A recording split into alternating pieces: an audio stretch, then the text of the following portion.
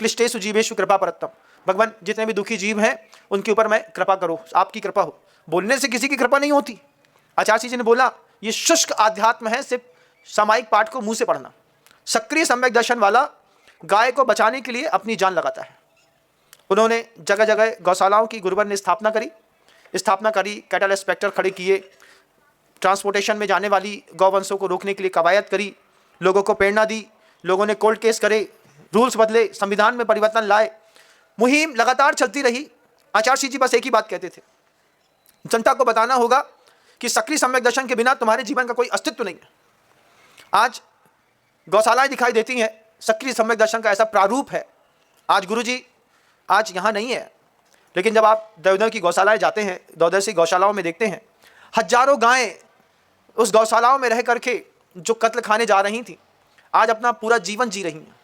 पूरा जीवन जीने के लिए उन गौशालाओं में गायों की अनुकूलता बनाने वाले वे महापुरुष, जिन्होंने सक्रिय सम्यक दर्शन एक शब्द दे करके लाखों गौवंश को सुरक्षित कर दिया। कोई लोग कहते हैं गुरुजी की बातें लीक से हटकर की होती थी, लेकिन मैं हमेशा कहता हूं कि गुरुजी बहुत ऊंचे आसमान थे। हमने हमेशा उनके लिए एक शब्द कहा है, अगर देखना है उनकी उड़ान को, जाओ और ऊंचा करो आसमान को। अगर देखना है उनकी उड़ान को तो जाओ और ऊंचा करो आसमान को। अभी ये जो आसमान दिख रहा है इसमें मेरे गुरु समाते नहीं हैं। जीवन के ऐसे ऐसे उदाहरण हैं गुरुवर के, आपने कभी सुने तक नहीं होंगे। आचार्य भगवंत ने जब पहली बार सक्रिय सम्यक दर्शन की बात करके गौवंश की स्थापना गौशालाएं रखी, उसके बाद आचार्य जी बोले सिर्फ गाय ही नहीं, इसके अलावा भी बहुत कुछ है। भाग्योदय में आकर के सागर शहर में जब पहली बार एलोपैथी का इतने बड़े हॉस्पिटल के निर्माण के लिए आशीर्वाद गुरुदेव ने दिया, लोगों ने पेपरबाजी करी, साधु होकर के हॉस्पिटल खुलवा रहे हैं, उसमें आदमी मरेगा, डिलीवरी होगी, ऑपरेशन होगा, उसका पाप कौन भोगेगा। आचार्य जी ने बोला कोई कुछ भी कहे, करते रहो, चरई वेती दिने दिने विरोध सहते सहते सहते गुरुवर उस हॉस्पिटल पे लगे रहे। आज भाग्योदय ट्रस्ट 15 करोड़ रुपए की चैरिटी हर साल करता है।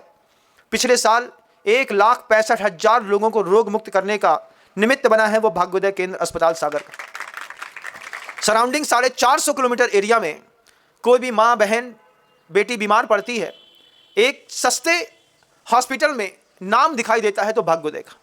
भाग्योदय जब रिफ़र करता है तब जाकर के फिर लोग इंदौर, भोपाल या कहीं और जाते हैं, लेकिन वहाँ की पृष्ठभूमि में जहाँ पर गुरुदेव कड़कड़ में समाये हुए हैं, जाते साथ ही अनुकूलताएं श्रावकों की बनना शुरू हो जाती हैं, बहुत जल्दी इलाज मिल जाता है। ये वात्सल्य का एक सक्रिय सम्यक दर्शन का उपहार है गुरुवर का। सिर्फ वही नहीं, पूर्णायु महाविद्यालय जबलपुर कभी जाकर के देखिएगा, माथा गर्व से ऊंचा हो जाएगा। लगेगा कि एक महापुरुष ने अपनी ऊंची सोच के साथ पूर्णायु महाविद्यालय में इतना बड़ा महाविद्यालय बनाया है। आयुर्वेद का एक ऐसा संस्थान जिसमें हर चीज़ शुद्ध अहिंसक तरीके से तैयार होती है, और जीव को पूर्णायु बनाने के लिए, दीर्घायु बनाने के लिए तो दुनिया खड़ी है। आचार्य जी कहते थे पूर्णायु बनाने की बात करो, अगर देखना है उनकी उड़ान को तो जाओ और ऊंचा करो आसमान को। आसमान से भी ऊंचे होते हैं गुरु, और अपने शिष्यों को विजन देते हैं, बताते हैं कि ऐसा करोगे तो अच्छा होगा। उसके बाद गुरुजी ने हथकरघा बनाया। हथकरघा के ताने बाने से आचार्य जी एक ही बात कहते थे कि महिला को महिला की पीड़ा समझ में आनी चाहिए। एक स्त्री घर के अंदर जैसा जीवन जीती है, बस उसके अंदर थोड़ी भी करुणा उत्पन्न हो गई दूसरी स्त्री के प्रति तो ये हथकरघाएं आसमान हो जाएंगे। फिर ट्राइबल एरिया में जाकर के डोंगरगढ़ छत्तीसगढ़ में, जहाँ पर आदिवासी समुदाय के लोग अपने जीवन यापन करने के लिए अपनी अस्मिता तक का सौदा कर देते हैं। पेट पालना पड़ता है ना बंधुओं, तो रोटी क्या पाप नहीं कराती है। बुभुक्षितम किम न करोति पापम, भूखा व्यक्ति कौन सा पाप नहीं करता। जब लगता है कि कुछ कमाने का साधन नहीं है, कुछ नहीं है, तो महिलाएं अपनी अस्मिता बेच करके अपने पति और परिवार का पोषण करती थी। ये दर्द गुरुवर को सहन न हुआ। गुरुदेव ने हथकरघा की स्थापना करके एक ही बात कही कि सिर्फ वे महिलाएं जो इस तरीके के कर्म से अपना जीवन चलाती हैं, उनको इन सेंटरों में ला करके तैयार करिएगा। 300 रुपये पहले दिन से गुरुजी ने सीखने के दिए। आओ सीखो, हम सीखने के 300 रुपये देंगे। आज एक एक महिला प्रतिदिन का 1-1 हज़ार रुपये कमा करके अपने परिवार का भरण पोषण 30-30 हज़ार रुपये के साथ करती है मासिक। ये गुरुवर का उपहार। कहाँ कहाँ गुरु की कृपा नहीं होती है। साधु तो दुनिया में सब मिल जाएंगे, 28 मूल गुण सबका एक जैसा मिल जाएगा, एक समय की भुक्ति करने वाले, केश रोज करने वाले, दिगंबर चलने वाले सब मिल जाएंगे। लेकिन महान आचार्यों का विजन देखा जाता है। तिहाड़ जेल में किसने सोचा था कि गुरुजी हथकरघा खोलेंगे, लेकिन मेंटल स्ट्रेस को कम किया तिहाड़ जेल की हथकरघा ने। और जितने भी हथकरघा के कैदी हथकरघा में काम करते थे, उनकी पूरी बनाई हुई जो वस्त्र आभूषण इत्यादि जो बनते थे वो बिकता था, उससे पूरी की पूरी जो धनराशि एकत्रित होती थी उससे उनके परिवार को भेजी जाती थी। तो कैदी भी खुश था इस बात से कि मैं यहाँ मेहनत करता हूँ, मेरी पत्नी वहाँ सुख से सो रही है। ये मेंटल स्ट्रेस फ्री किया गुरुजी ने।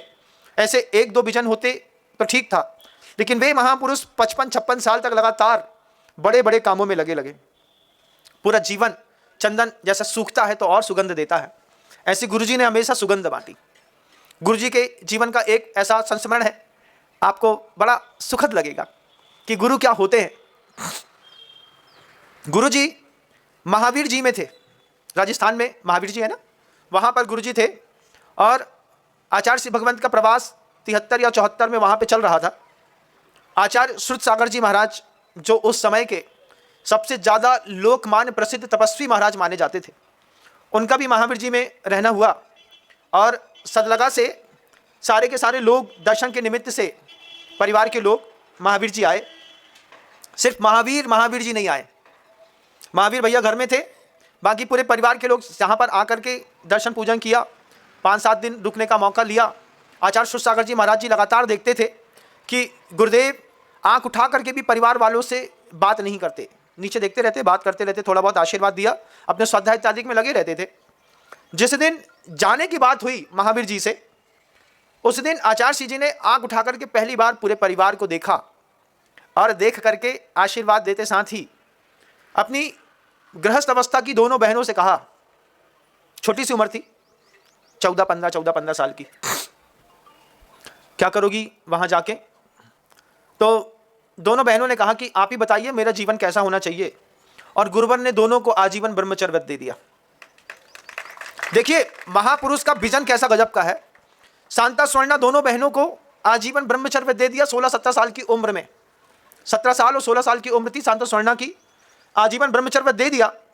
आजीवन ब्रह्मचर्य व्रत दोनों बेटियों का हो गया। तो मल्लप्पा जी और माँ श्रीमंती वहां पर देख रहे थे कि आचार्य जी ने इनको आजीवन ब्रह्मचर्य व्रत दे दिया है। तो वो कहती हैं कि जब हमारे 2 बच्चों ने आजीवन ब्रह्मचर्य व्रत ले लिया है तो मैं संसार में रह करके क्या करूंगी, तो आप मुझे भी ब्रह्मचर्य व्रत दे दिए। उसी दिन आचार्य भगवंत ने मल्लप्पा जी और मां श्रीमंती को भी आजीवन ब्रह्मचर्य व्रत दे दिया। एक साथ एक महापुरुष अपने पूरी की पूरी पृष्ठभूमि को बदलने में लगे। हम लगे हैं संसार को बड़ा करके अपनी पीढ़ियां चलाने में। आचार्य जी ने पूरे घर के स्ट्रक्चर को पूरा का पूरा खत्म करने की सोच ली। दोनों बहनों को ब्रह्मचर्य व्रत दे दिया, माता पिता को ब्रह्मचर्य व्रत दे दिया। और गुरुवर ने निष्प्रहता के साथ कहा, आचार्य श्रुत सागर जी महाराज हैं, इन्हीं के संग में रह करके धर्म ध्यान करो, इन्हीं से तुम्हारा व्यवहार बहुत अच्छा हो जाएगा। गुरुजी स्वयं आचार्य थे, वे चाहते तो खुद अपने परिवार के लोगों को साथ में रख लेते, लेकिन आचार्य जी ने उदारता के साथ कहा, जवानी की उम्र, आचार्य पद में बैठना, ब्रह्मचर्य व्रत देना और उदारता के साथ आचार्य श्रुत सागर जी महाराज जी के चरणों में चारों लोगों को छोड़ देना। आप चारों वहीं पर रह करके धर्म ध्यान करिए, आचार्य जी से दीक्षा इत्यादि लेकर के आप अपना कल्याण कर लीजिए। ऐसा कहकर के 4 को छोड़ा। 2 भाई थे 13 साल और 15 साल की उम्र के। आज गुरुदेव श्री समय सागर जी महाराज श्री जी उस वक्त 13 साल की उम्र थी। और अनंतनाथ जी ब्रह्मचारी जी, मतलब आज के निरापक शमण मुनि श्री योग सागर जी महाराज श्री 15 वर्ष की उम्र में थे। 2 साल का दोनों बड़े गुरुओं में अंतर है। और आचार्य जी ने कहा उन दोनों से, जब इन 4 को भेज दिया, फिर उन 2 से कहते हैं, वो दोनों ने कहा कि हम लोग घर जा रहे हैं। तो आचार्य कहते हैं, घर जाके क्या करोगे? उसी जमीन, उसी खेत, उसी मकान के पीछे थारी मारी करोगे दोनों लोग? ये 4 तो यहाँ चले गए, तुम घर जाके क्या करोगे? 13 साल के शांतिनाथ जी, 13 साल की उम्र में क्या दिमाग होता होगा? कितना बच्चा कितना समझता है 13 साल का है। लेकिन आचार्य भगवंत ने कहा घर जाके क्या करोगे? तो क्या करें, ऐसा पूछते हैं हाथ जोड़ के, आप ही बताइए हम क्या करें? तुम दोनों भी आजीवन ब्रह्मचर्य व्रत ले लो, तुम लोगों को घर नहीं जाना है। और दोनों युवा भी क्या, कुमार अवस्था में प्रवेश करने वाले दोनों सगे भाइयों को आजीवन ब्रह्मचर्य व्रत 13 साल 15 साल की उम्र में देकर के अपने संगस्थ कर लिया, साथ में रहना है।